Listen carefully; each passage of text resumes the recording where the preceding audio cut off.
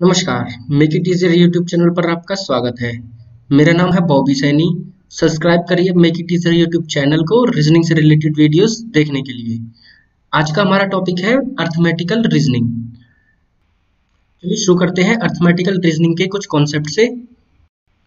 देखिए, सबसे पहले आपको कहाँ पर दिक्कत आ सकती है अर्थमेटिकल रीजनिंग में? लैंग्वेज में।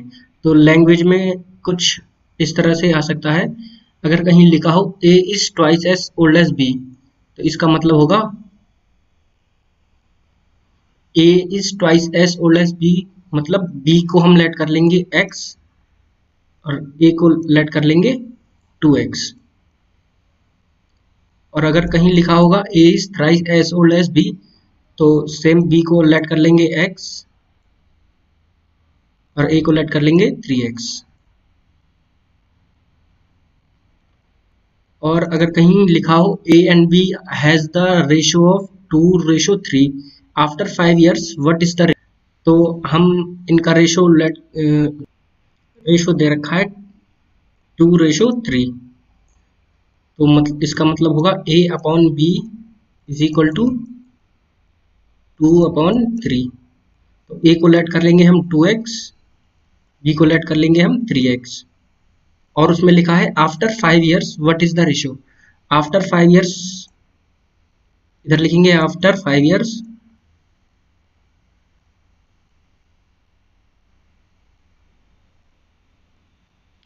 ए और बी का रेशियो हो जाएगा 2x + 5 डिवाइडेड बाय 3x + 5।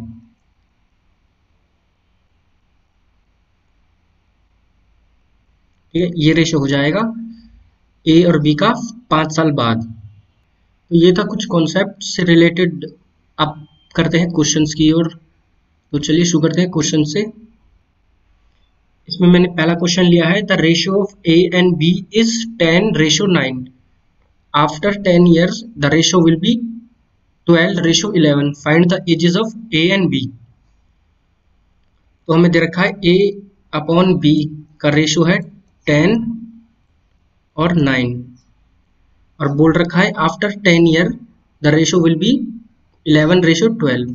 तो इसका मैं एक शॉर्ट ट्रिक बताता हूँ, आप साइड में लिख लेना a रेशो b, यहाँ लिख लेना 10:9, और नीचे जितने साल बाद या जितने साल पहले दे रखा है उसका रेशो लिख लेना 12:11।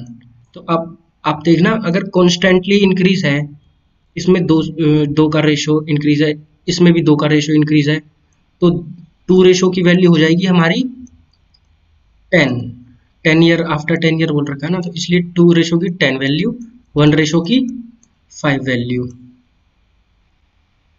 और इस वैल्यू को हम ओरिजिनल रेशो में पुट कर देंगे तो हमारा आंसर आ जाएगा। हमारा ओरिजिनल रेशो था 10:9, तो 10 रेशो की वैल्यू हो जाएगी 50 और 9 रेशो की वैल्यू हो जाएगी हमारी 45। 10 5 जा 50, 9 5 जा 45। एक रेशो की वैल्यू 5 है, 10 रेशो की वैल्यू 50। एक रेशो की वैल्यू 5 है, 9 रेशो की वैल्यू 45। तो ए की एज हो जाएगी 50, बी की एज हो जाएगी 45। ये था ना ए रेशो बी। तो ऐसे अटेम्प्ट करते हैं रेशो का क्वेश्चन मैथमेटिकल रीजनिंग में। बढ़ते हैं अगले क्वेश्चन की ओर। इसमें मैंने अगला क्वेश्चन लिया है, A is 3 years older than B. If 12 is added to A age and 3 subtracted from B's age, A will be 3 times as old as B. Find the age. तो A की as निकालनी है, और हमें question के according चलते हैं। A is 3 years older than B, तो B की एज लेट कर लेता हूँ मैं X। तो A की क्या हो जाएगी 3 years, मतलब X + 3। थ्राइस नहीं बोला, 3x। ठीक है, उसके बाद बोल रखा है if 12 is added to A's age and 3 subtracted from B's age। तो according to question 12 is added to age मतलब 12 + x + 3, और 3 इज सब्ट्रैक्टेड फ्रॉम b से एज, मतलब x minus 3। a will be thrice as old as b। a क्या होगा? Thrice as old as b। ये दे रखा है थ्राइस ओल्ड मतलब 3 times of B age is equal to age A की एज। तो इसे सॉल्व कर देंगे। सॉल्व कैसे करेंगे? एक्स वाली टर्म को एक तरफ ले जाएंगे, बाकी सारी एक तरफ। तो एक्स प्लस 15 तो हो जाएगा इधर, एक्स प्लस 15 इधर हो जाएगा 3x प्लस माइनस 9। तो इधर आएगा 2x, 2x हो जाएगा इज इक्वल टू में 6 नहीं, ये होगा 2x is equal to 15 plus 9 24। तो x की वैल्यू आ जाएगी हमारी 12। b की एज क्या है? 12। a की एज क्या थी? x प्लस 3, मतलब 12 प्लस 3 मतलब 15 ईयर्स। तो ये था सेकंड क्वेश्चन। बढ़ते हैं अगले क्वेश्चन की ओर। अगले क्वेश्चन में है P is 2 year older than Q। P's father R is twice as old as P and Q is twice as old as T। तो चार लोग हैं। इफ द और दे रखा है if the difference of R and T is 40 find the R's age. तो चार लोग हैं P, Q, R और T। तो पहले लिखा है P is 2 year older than Q। तो मैं Q को लेट कर लेता हूँ X और P को X प्लस 2। और फिर आगे है P is father R, R is twice as old as P। तो R ट्वाइस है P की एज के तो ट्वाइस P की एज क्या है? X plus 2, X plus 2। और आगे है Q is twice as old as T। Q क्या है? ट्वाइस है T के बराबर। T को मैं अगर कुछ भी लेट करता हूँ, Q का क्या आना चाहिए? उससे दुगना आना चाहिए। तो मैं T को Q का हाफ लेट कर लेता हूँ। तो T की एज मैं लेट कर लूंगा x/2। देखो T की एज को अगर मैं 2 से मल्टीप्लाई कर दूँ तो Q की एज आ जाएगी ना। तो ये वाली इक्वेशन हो जाएगी। फिर आगे दे रखा है if the difference of R and T, मतलब R की एज माइनस T की एज का डिफरेंस दे रखा 40। तो इसे सॉल्व कर लेंगे। R की एज क्या है? 2x प्लस 2 माइनस T की एज क्या है? x/2 equal to 40। इसे सॉल्व करेंगे 2x प्लस 4 माइनस x/2। तो 2x प्लस 4 माइनस x/2 हो जाएगा हमारा 40। तो 2x माइनस x/2 ये क्या होगा? 3x/2। इसका होगा 40 माइनस 4 36। ये 3 1 जा 3 12 जा। x की वैल्यू आ जाएगी हमारी 12 2 जा 24। हमें क्या निकालना है? r की एज निकालनी है। मतलब 24 को मैं यहाँ पर पुट कर दूंगा तो r की एज आ जाएगी। r की एज क्या आएगी? 2 into x plus 2। X plus 2 की वैल्यू क्या है? 24 प्लस 2 26 इंटू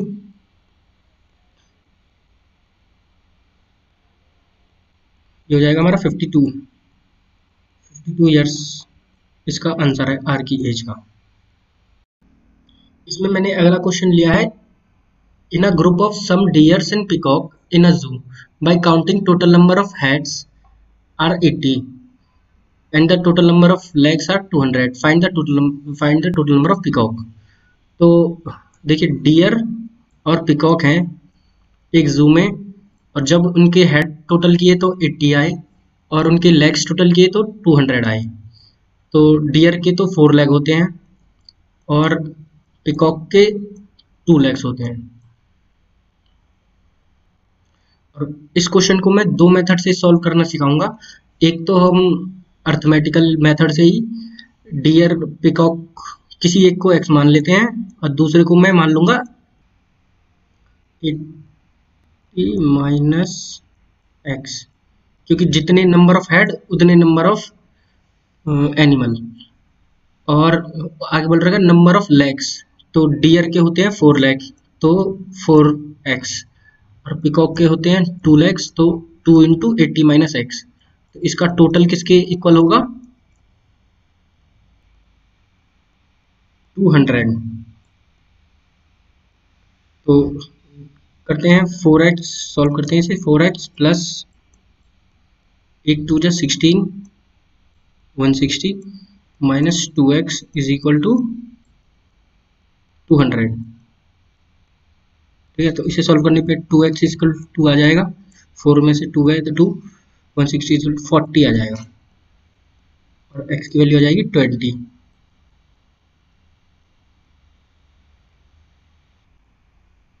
तो डियर हमने लेट करे थे x की वैल्यू होगी 20 और पिकॉक हमने लेट किए थे 80 माइनस एक्स मतलब 60, तो 60 पिकॉक हो गए हमारे 20 डियर।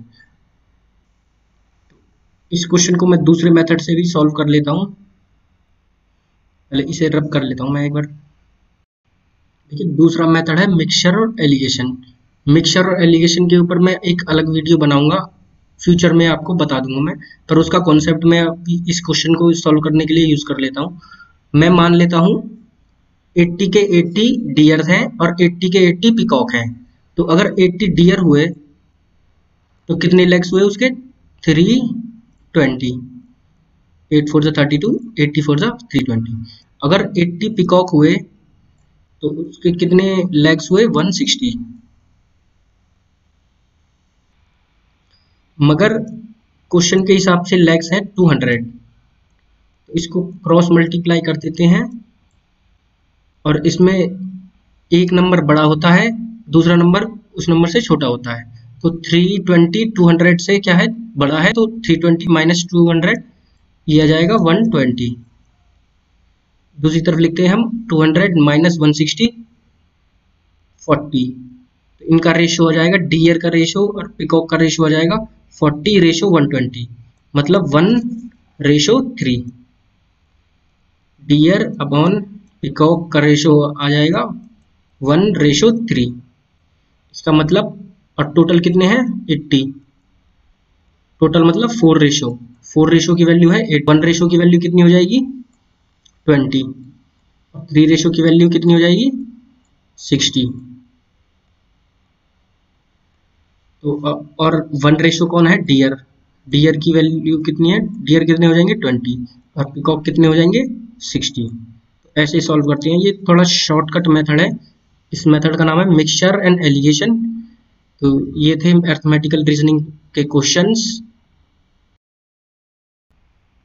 ये थी अरिथमेटिकल रीजनिंग की वीडियो। इस वीडियो को लाइक करें, चैनल को सब्सक्राइब करें और शेयर करें अपने दोस्तों के साथ। Thank you for watching.